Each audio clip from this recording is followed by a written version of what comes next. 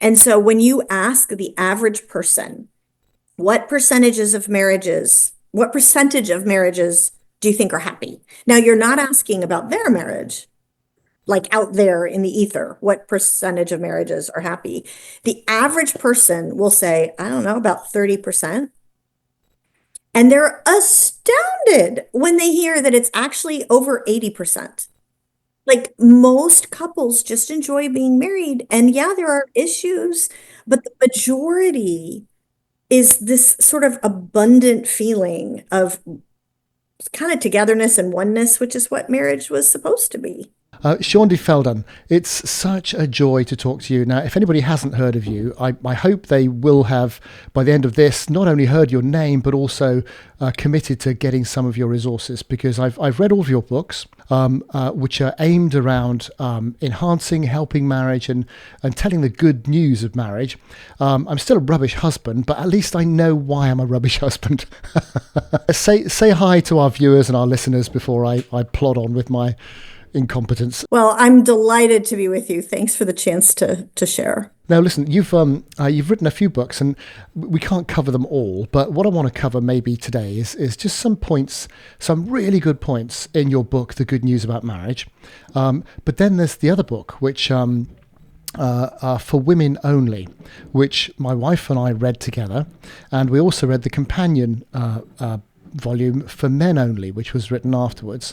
And I really want to cover a couple of things from those books as well, because I just think the value you've brought out there and just the evidence that you cite in the books in terms of the help it's made to so many couples is really useful. So first of all, tell us a little bit about yourself, your background, what got you into writing so many books, which have actually been so tremendously successful. Well, thanks. I never expected to be doing this for sure. I actually have a quite a different background from some people that talk about relationships and that kind of thing. Because normally it's like a therapist, right? Or maybe a pastor Yep. or whatever. And for me, I actually started out as an analyst on Wall Street. I got a graduate degree that was very analytical and went to work on Wall Street and had no idea that I would be using that background in a completely different way. And it actually, this whole thing set me up to be what I am now, which is a social researcher. And what I feel called to do is dig out what are the little things that really make a big difference in people's, lives and relationship and in leadership and the workplace. And it's all about what are the stuff that you just don't know and the little changes, the concept like sometimes a little change over time makes a really, really big difference. And it's what is that stuff? And so just so you know, when we're talking here today for your listeners, this is pretty robust research over the last 20 something years. These are not like Facebook surveys, but in the United States, for example, they're nationally representative, big, expensive surveys in order to get good data. And that comes through very much. So we'll start off with the good news about marriage. It's quite interesting because the general belief is that half of people, if not more, get divorced, and actually marriage it's a high risk scenario. You're going into it knowing that at least half of people are going to end up unhappy. They're going to lose half of their assets, if not more, and it's going to all end in disaster. But actually, you show quite comprehensively, again from the data, that Yeah. that is simply not true. Yeah. Now, it's a while ago since you wrote that book, but I wonder if you can just maybe recant some of the false suppositions that most of us just absorb in day-to-day culture. Absolutely. And the data that I can quote directly is from the US, but I actually looked at the data in the UK as well, and in Australia and a couple other countries. And it's the same all the way across the board. The concept of this conventional wisdom that half of all marriages end in divorce has never been true for society as a whole. I kind of stumbled over this because back in the day, I used to be a newspaper columnist. When there were still things called newspapers that you would read, and I was doing a column on divorce, and I wanted to correctly cite, the divorce statistics because everyone knows it's 50, but maybe it's like 48.7. Like I wanted the right number. And so I went on to again, it started for the US population, but I went on all the US government bureaus, the Census Bureau, Vital Statistics, the CDC, anywhere that kept demographic data in order to find the divorce rate. And everything I saw didn't match the narrative. And because I'm a social researcher and because I talk to just hundreds and now thousands of people, I had seen that one of the things that kills a marriage is a sense of futility. Like whether the marriage survives or fails, there's lots of different factors that sort of get in the way, but whether a couple makes it is whether they believe they're going to make it, usually. And so the issue that I started to see, like, wait a minute, if this 50% thing is wrong, that's a really big deal. Like that has huge implications for going into marriage expecting a positive outcome versus this flip the coin thing.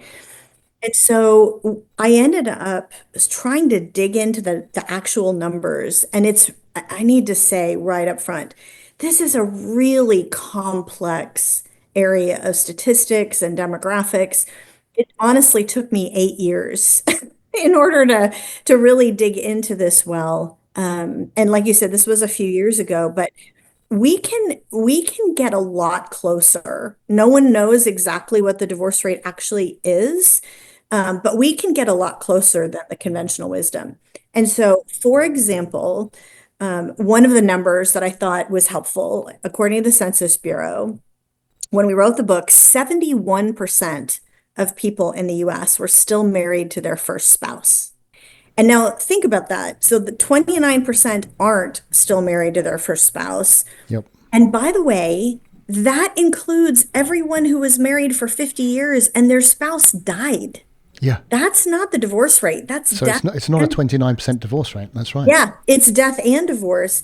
And so, in order to kind of estimate a little bit better, what's the rate of widowhood? And there's some other things you can add in. And then you kind of go, maybe the divorce rate is more like 25%.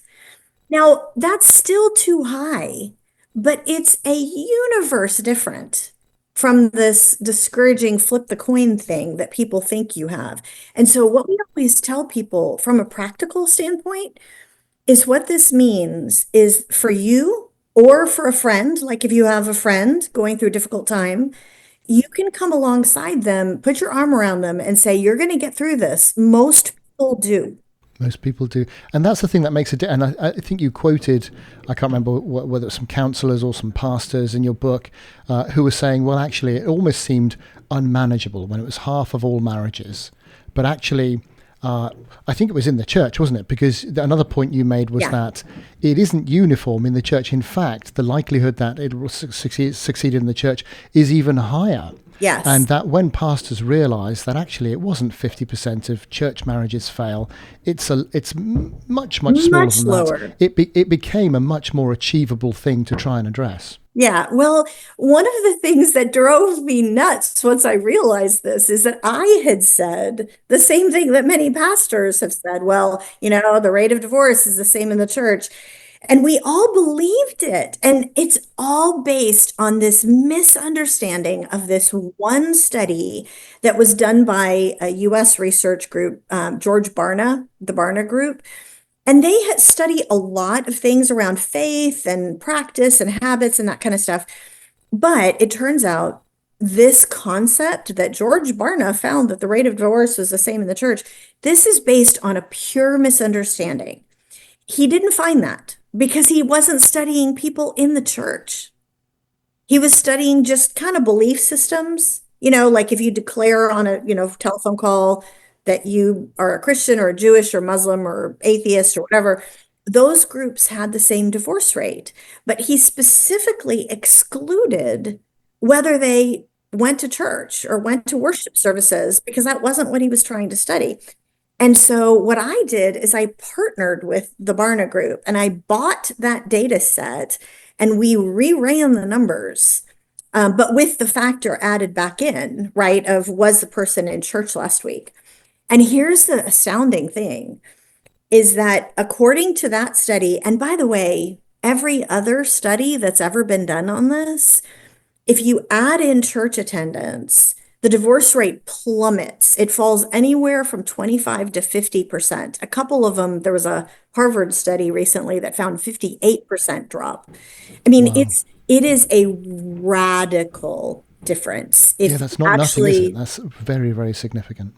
yeah, well, I mean, think about it. Think how discouraging the other view is for the average church attender, the average pastor. I mean, it's really discouraging. And it turns out it's a lie. It's not true.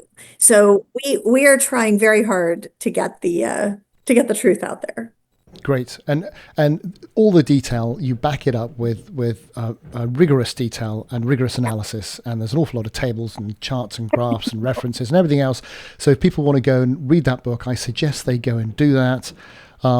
It would be good at some point if somebody updated it, because it's, to see Yes. what's happening today. But hey ho, the theory is good and sound, and the stats are absolutely compelling.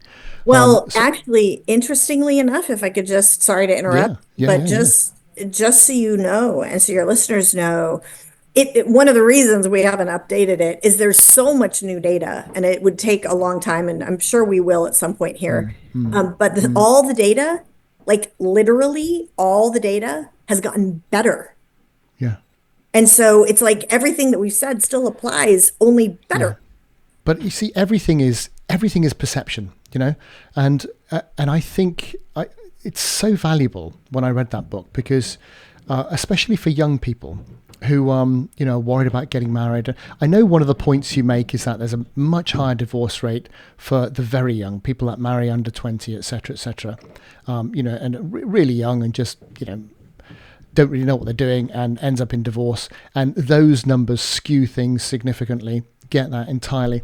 But then a lot of young people these days, they don't, the numbers, the stats scare them. So actually, if we can change that perception, then that'll have a big effect, because actually marriage, the other thing you make, the point you make in the book, which I know Brad Wilcox has made, other people have made, is that married people are statistically the happiest people alive. Yeah. So it's a good thing. It's It a useful thing. is. It is. Yeah, yeah, It doesn't mean that there aren't issues out there. Of course there are issues. yep, Of course absolutely. there are marriages that are Yep, dealing with yeah. big stuff and have unhappiness, but in general, most people just enjoy being married, right? Like this That was the other thing. institution Yeah, that was the is, other amazing yeah. fact, that when you ask people, most people are happily married. The significant majority of people are happily married. Yes. It And depends on that's, the study. a lot of people don't know that.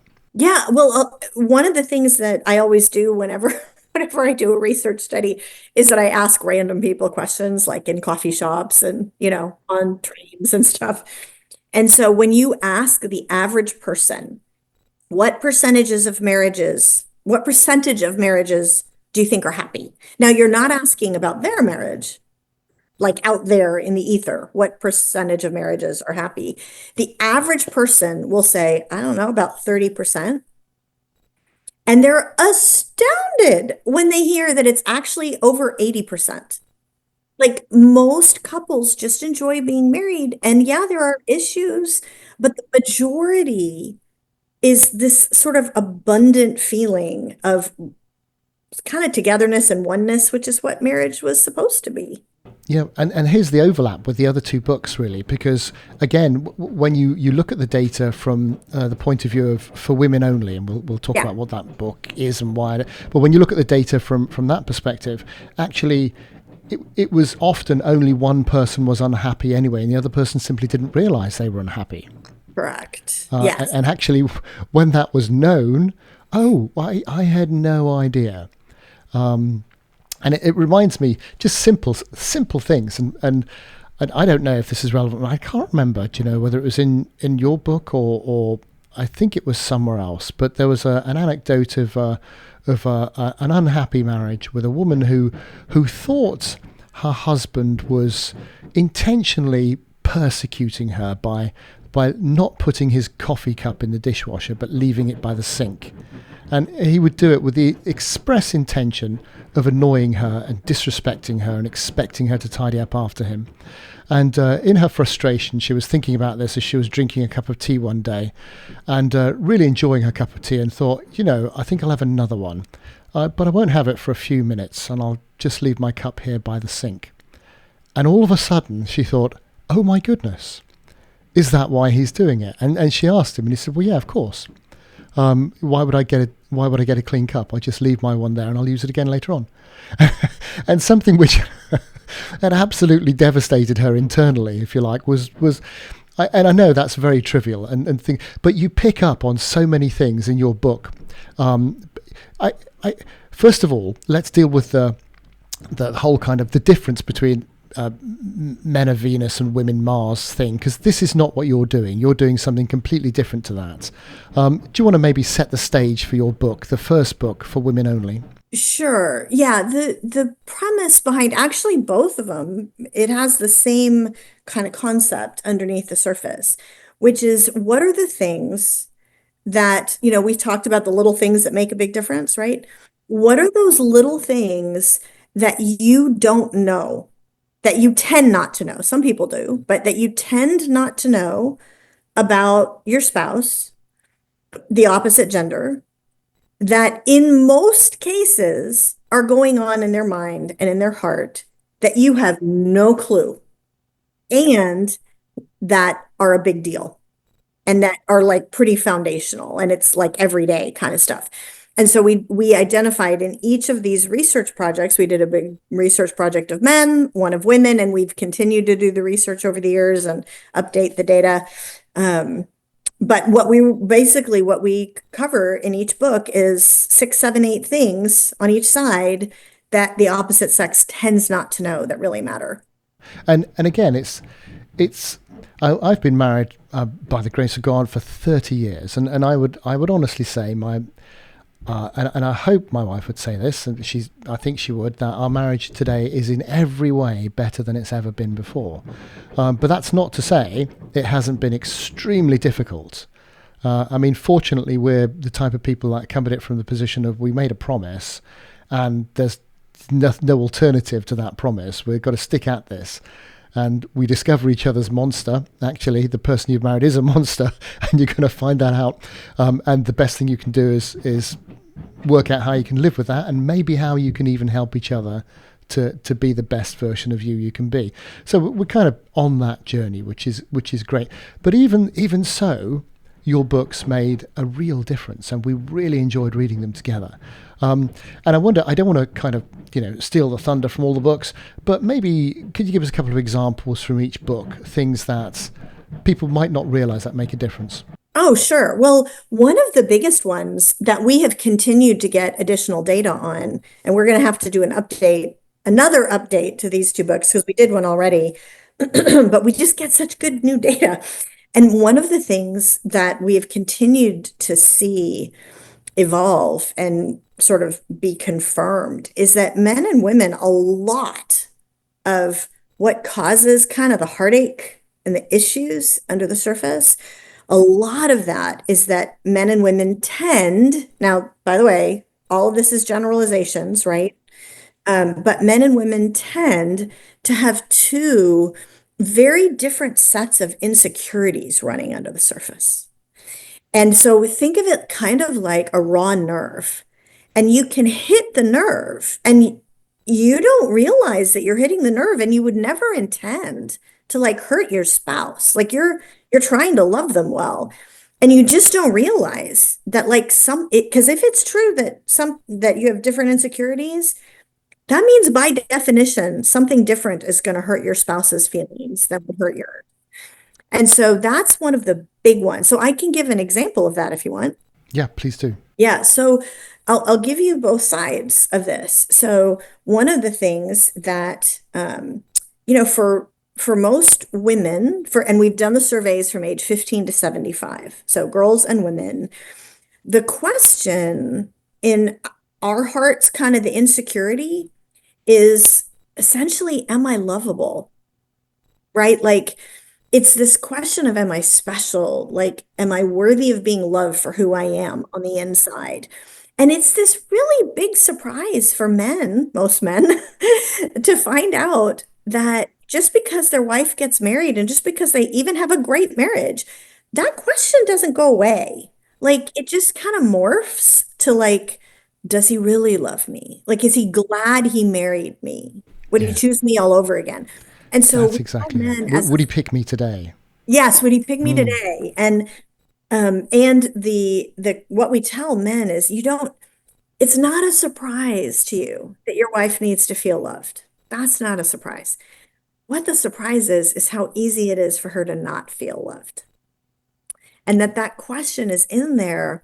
And so we tell guys, for example, just one example, what it means is recognize like if you guys are having conflict and you need to run out the door because you've got a work meeting or whatever, and you've had a, an emotional whatever it is over breakfast, for you, you sort of like you put that idea of that argument, like you walk out the door and it's like it clicks off for a lot of guys. They're like, okay, I'm in work mode, and when I come home, I kind of hope she's forgotten all about it.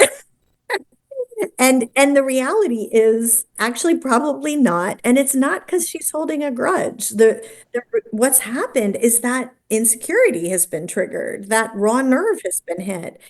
And it's kind of risen up, and it's this feeling while he's walking out the door mad, like, are we okay? And so we tell guys, it's this simple but really impactful thing that if before you leave, if you're like, look, I'm angry, I've got to get to work, I've got to whatever, but I want you to know we're okay. Like that is huge for the, again, the average woman. I think it was something like 82% of women, I think it was 82% of women had this insecurity, this question, this raw nerve.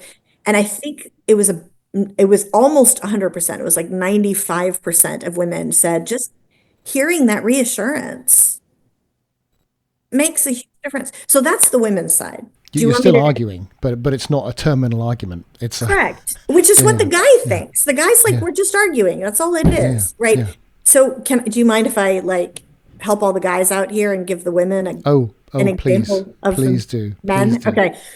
So because it's there's another side of this. And again, since we tend to have two different sets of insecurities, for it instead of, as with women, am I lovable being the question, for men, it's completely different. It's more like, am I able? Am I adequate? Right? Instead of, am I worthy of being loved for who I am on the inside? It's, am I any good at what I do on the outside? It's just a completely different question. Now, by the way, I need to say right out loud, like to some degree, all of us are like insecure about everything, Yep, and we all absolutely. need everything. But what I'm talking about are those raw nerves that we're hitting without intending to and causing issues that don't need to be there. So for men, what we tell the women, like Jeff and I do marriage conferences very regularly, and one of the things that we share with the women when we do a marriage event is like, okay, his question, because of that question, he has a totally different set of kind of primary needs and like things that build him up or tear him down that again, you didn't realize. So for example, recognizing like he looks really confident. Most of us women think you guys look so confident. So, but, and to recognize, no, actually, there is a ton of self-doubt in the heart of that confident looking man in your life. And he's going, look, I want to be a great husband. I want to be a great dad. I want to be a great salesman or whatever it is that he does professionally. But inside, there's this constant thing of, I really don't know that I know what I'm doing, and I hope nobody finds out. And so for him, what makes a big difference, we found, is like if you say I love you to your husband, like that feels nice, but it's just because that's not his question. It's just nice. Instead, if you will look for things to say thank you for, like for a guy that's like, wow, like she noticed what I did on the outside, like that's the first thing, and said it was good and I appreciate it. Like hearing thanks for changing the light bulbs might not seem to you like it means anything. It means everything. Yeah, so true. And I mean, so our supporters, tens of thousands, come from all faiths and none, Shaunti. If I'm honest, most of them are Christians of some flavour or another, but a lot of them aren't. But the irony is that, even biblically speaking, this makes such sense. Husbands, love your wives. Wives, reverence or respect your husbands. And it's as simple as that. The man is desperate to know that he feels he's worthwhile, feels needed. And the woman just wants to know that she's loved no matter what. We found to tell the women statistically, because this blew me away. When we did the survey of men, and we've continued to see this on all the subsequent research, we asked the men, we forced them into a choice. And by the way, you would never want to have to make this choice because it's a negative choice, and you'd never want to have to choose between these things. But we basically told the men, if you had to choose, which would you do? And the men on the survey, 74% of the men on the survey said if they had to make a choice, they said, I will give up feeling that my wife or my girlfriend loves me. Like, I will give that up if I could just feel that she appreciates me and that she respects me and like believes in me. And that stuff is just so much more important to, again, the average man, right? 74% means 26% disagreed. So the key is use this as a conversation starter with your spouse, your partner. Like, what is it that matters to you? Is this true? Have that conversation. And again, that's why I would recommend these books so very highly if you read them together with your partner, because they're brilliant conversation starters. And in most situations, and the book has so many examples on both sides. It really, really does. And some things, like you say, we felt, yeah, that's us. No, that's not us. That isn't how we feel. That's okay, because there's so many things, and the vast majority of things. Like I say, even after 30 years of marriage, my wife was saying, really? That's how you feel? And I was saying to her, seriously? Doesn't make any sense, but okay. So yeah, really, really valuable resources, which I would recommend. Christmas is coming. People should get them. People should read them. People should buy them for other people. And no matter how long you've been married, I think, in fact, so we were 30 years. One of our children, a daughter, got married in the summer. She's in her early 20s. And we got them both a copy of the two books. Aww. Because we thought, well, actually, even at your young age, it's good to be aware of these differences. Even better. Yep. Yeah. Thank you for sharing So that. thank you. Are you working on anything else? Yes, actually, my current research project is on mental health. Right. And it's sort of, again, what are the little things that matter? Yeah. Is that inside a marriage or mental health more generally? Or? In general, marriage issues definitely being a piece of it, though. But there is a lot out there that really matters, and a lot of people don't necessarily realize. Good. Well, it's a real privilege to talk to you, and an honour as well, because I feel I know you, having read so much of it, and I listened to it on audiobook as well. So I kind of thinking, she's a friend. Oh, that's great. I'm so familiar with her voice. Absolutely. Yeah, so that's a wonderful thing too. Thank you very much for the books. Thank you for joining us today. I hope you'll come back sometime. We can talk more about other stuff. Absolutely. But Shaunti Feldham, thank you for everything you're doing. Thank you.